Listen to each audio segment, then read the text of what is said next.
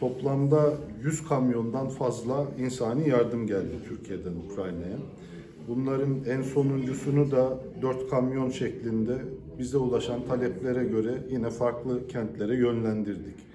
İşte Rivne'ye gönderdik, Mykolaiev'e gönderdik, Luhansk'a gönderdik. Bu çalışmalarımız da devam edecek.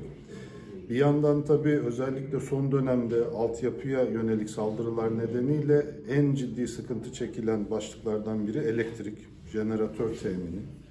O kapsamda da bir yandan Ukrayna hükümetinden gelen talepler Ankara'da ilgili bakanlıklarımız, kurumlarımız tarafından çalışılıyor, inceleniyor.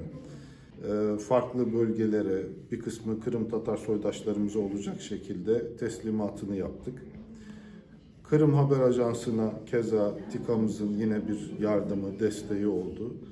Yani burada medyası, okulları, diğer temel devlet hizmetini sağlayan tüm kurumları, herkesin çok ciddi zorlukları var. Bu zorluklar karşısında biz elimizden gelen yardımı sağlamaya çalıştık. Bundan sonra da devam edeceğiz. Bu yıl artık kapanıyor ama önümüzdeki yıl için şimdiden elimizde uzun bir liste var. Yapılmasını istediğimiz pek çok proje var. İnşallah önümüzdeki yıl projelerin sayısını arttırarak Ukrayna'nın dört köşesine Türk insanının müşfik elini uzatmaya devam edeceğiz.